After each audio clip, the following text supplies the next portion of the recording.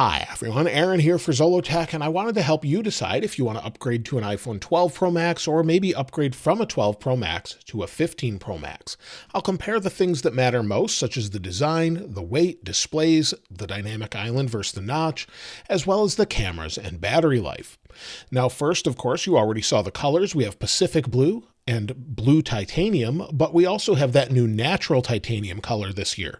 So we really have a color that people seem to like quite a bit, and I just wanted to show you side by side what they look like. So if you wanted to pick up either or, this is the natural titanium, and here's the blue titanium. So whatever one works for you, but they're both pretty great colors.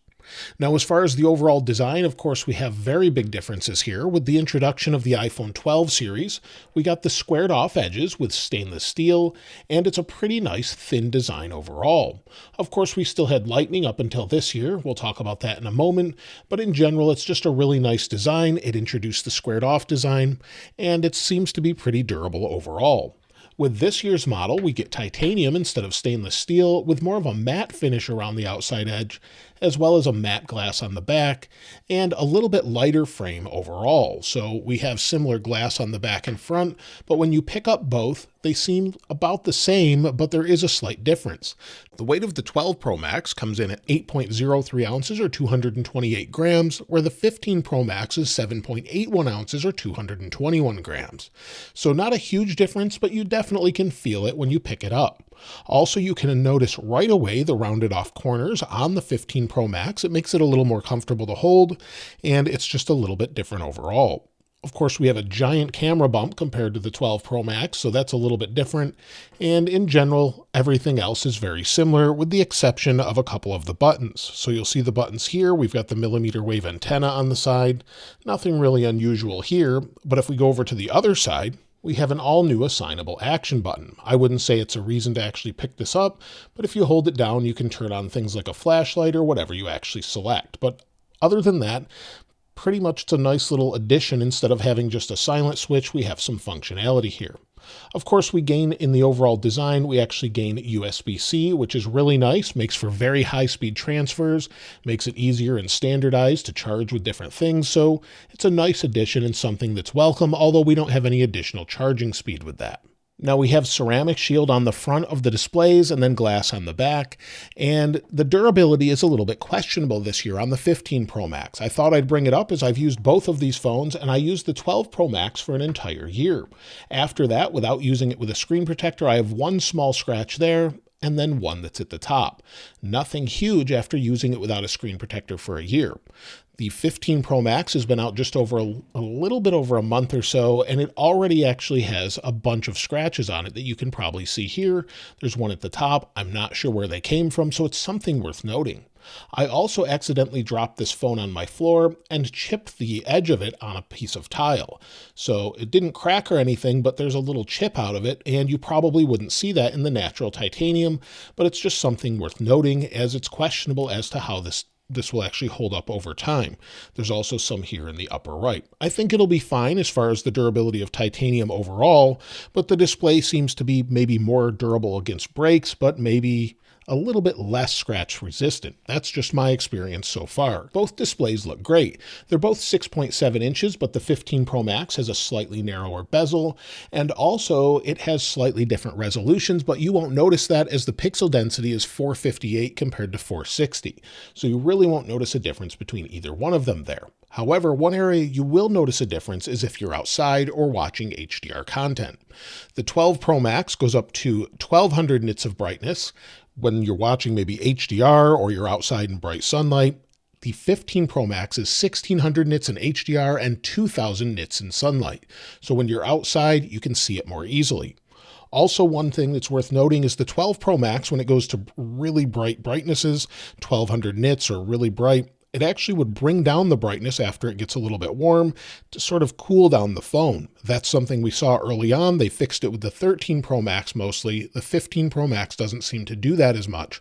And even if it does bring down the brightness, it's still probably at a level where this is at full brightness on the 12 Pro Max. We also have ProMotion on the 15 Pro Max, so everything's super smooth when you have that enabled, whether you're scrolling through the app library. And I'm not sure you'll be able to see this, but if we scroll here, There's definitely a difference in smoothness, just scrolling through different things, but that may or may not matter to you, but there is a difference there. We also have an always-on display on the 15 Pro Max that works really nicely with standby mode. Maybe lock the display, you'll see there, it just goes off on the 12 Pro Max. On the 15 Pro Max, we have the wallpaper or the clock, or we can customize this to change it overall so that it actually shows us maybe just the clock instead of the wallpaper. So that's something that's really nice. And then if you're putting it on a stand at night, it will stay on and give you the time.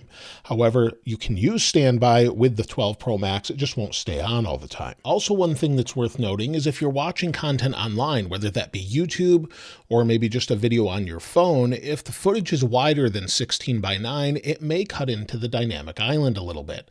So you can see that here with one of my videos, where on the 12 Pro Max, you can't see the notch at all as it's lined right up against the edge. So that may bother some people. Of course, you could zoom in all the way if you wanted to, or some people just ignore it, but I thought I'd bring it up as it seems to bother some people. Now, the dynamic island is one of those things that you'll either love or you don't really care about. It's a nice place to have notifications, but it feels underutilized by Apple. If we press play on a song, swipe up, it goes into the dynamic island. We can see that along with our waveforms. Press and hold, we can see the song, scrub through it, or we can just tap on it and open music. We can run multiple things at once. We can have live activities there. So if we have maybe a timer, start it, swipe up, we've got both.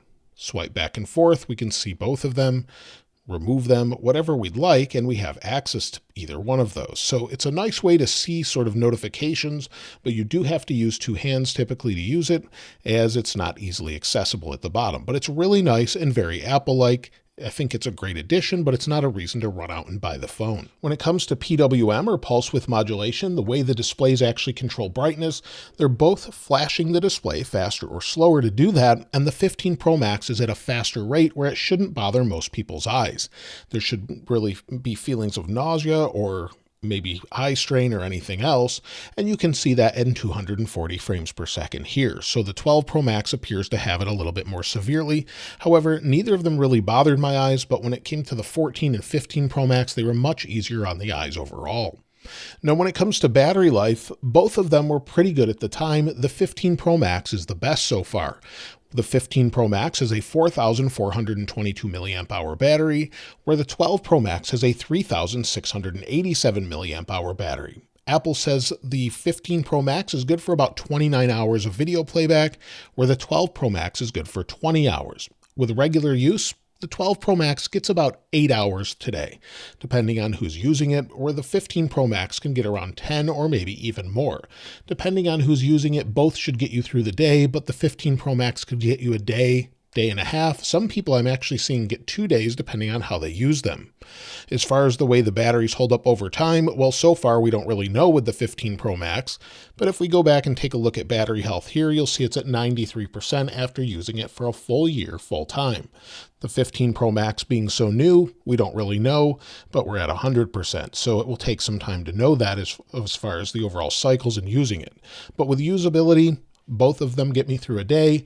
I would say due to software being buggy, iOS 17 causes it to have less battery life, but in general, they're both pretty good that way. But if you want the best battery, the 15 Pro Max is hard to beat. As I mentioned earlier, they both have the same charging speeds, despite one having USB-C versus Lightning. So they're very similar that way, about 50% in 30 minutes. Now, both phones are pretty fast in general, but the iPhone 12 Pro Max has an A14 Bionic with 6 gigabytes of RAM.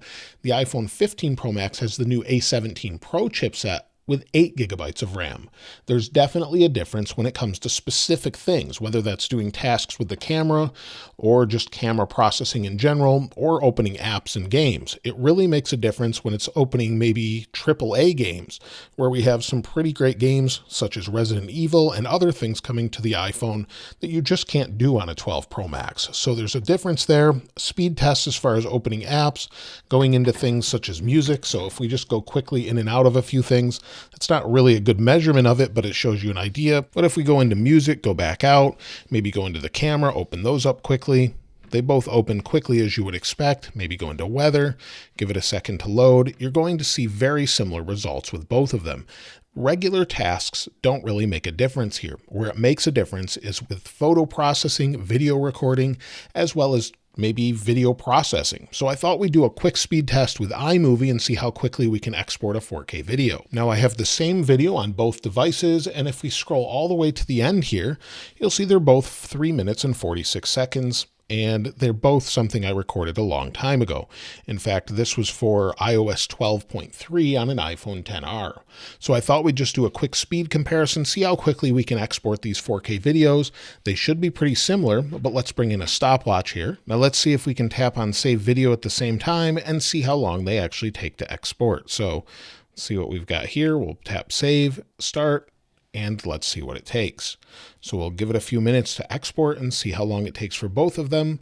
In my results with the 13 Pro Max, they were very similar.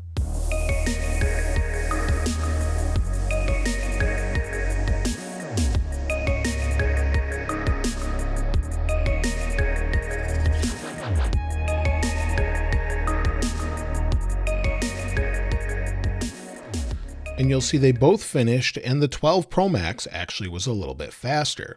Now that's because they both have encoders built in that handle this video specifically. But either way, both of them are quite fast, but depending on the task you're doing, it's going to vary greatly. When it comes to the cameras, there's a very big difference here. With the 12 Pro Max, we have a 12 megapixel f2.2 aperture, but we don't have any autofocus on the front-facing camera. With the 15 Pro Max, we have a 12 megapixel f1.9, but with autofocus, and it makes a big difference. And this was introduced last year with the 14 Pro Max. It's a great forward-facing camera. The rear cameras are very different. You can see the overall camera bumps are different, but with the 12 Pro Max, we have 12 megapixel cameras on all of them. The main sensor is an f1.6 aperture, the ultra wide is an f2.4 aperture, and the telephoto is an f2.2 aperture. With the 15 Pro Max, we have a 48 megapixel camera, f1.78 aperture, an ultra-wide 12 megapixel f2.2, and a telephoto 12 megapixel f2.8 that can go up to 5 times optical zoom. We also have lens options in the camera for 24, 28, and 35 millimeter options. So some pretty big upgrades there, and we have different recording options as well. So I'll tell you what the 12 Pro Max does not have. With cinematic mode, we don't have an action mode, we have no ProRes, and we have no macro video. So all of those things are limitations on the 12 Pro Max compared to the 15 Pro Max. But let's go ahead and take a look at some photos and videos, both from the forward-facing and rear cameras as well, so you can decide what you think looks best.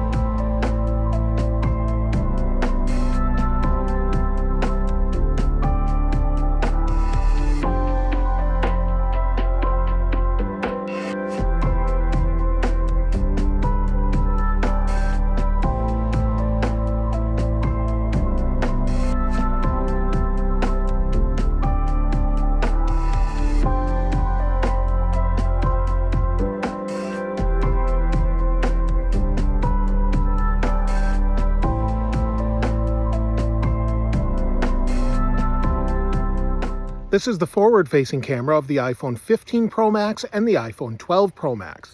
This gives you an idea of what it looks like and also what it sounds like from the microphone of the 12 Pro Max and also the microphone of the iPhone 15 Pro Max. Let me know what you think looks best and sounds best in the comments below.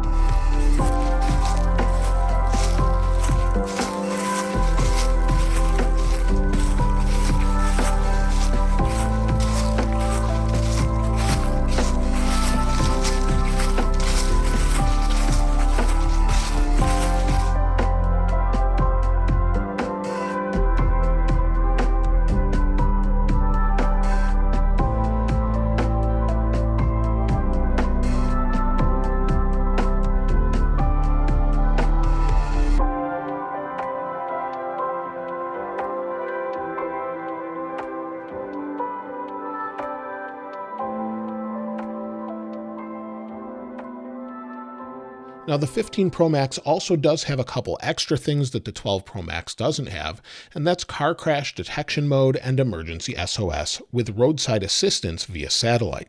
Under emergency SOS, it can recognize if you're in a car crash and call for help, and also communicate via satellite to help get you some help if you're in an area without any signal. Additionally, we have upgraded modems in this one, where we have an upgraded modem that's much faster for 5G connectivity, and we also have Wi-Fi 6E on the 15 Pro Max and Bluetooth 5.3. Those are both updates over the 12 Pro Max. We do have Wi-Fi 6, Bluetooth 5, but we don't have that upgraded modem. So some of the connectivity is definitely better on the 5G modem on the 15 Pro Max. If you're wondering which one you should choose and what's best for you, well, if these were equal as far as price, I would definitely just get the 15 Pro Max. The upgrades in battery life, camera, display, and overall speed when playing games and doing day-to-day tasks is definitely noticeable. However, if you're someone that doesn't care about any of those things, you won't really notice a difference other than the battery life in general. But it is a significant upgrade, and if you have a 12 Pro Max, I would definitely get a 15 Pro Max as long as your budget allows for that. However, if you have a 13 or 14 Pro Max, then it gets a little more questionable. Most people that have a 14 Pro Max, I ask them what matters most, and if it's not something along the lines of camera or the display being a little bit brighter, I typically tell them I'd probably wait another year. So it really comes down to what your preference is. But I think overall, the 15 Pro Max is a great phone. There's some questionable things as far as durability, but also the upgrade to USB-C definitely makes a difference. I'd love to hear from you in the comments below as to what phone you're using. Are you thinking of upgrading to a 15 Pro Max or maybe even a 12 Pro Max? Let me know in the comments below. Of course, I'll link this wallpaper in the description like I normally do. And if you haven't subscribed already, please subscribe. And if you enjoyed the video, please give it a like. As always, thanks for watching. This is Aaron. I'll see you next time.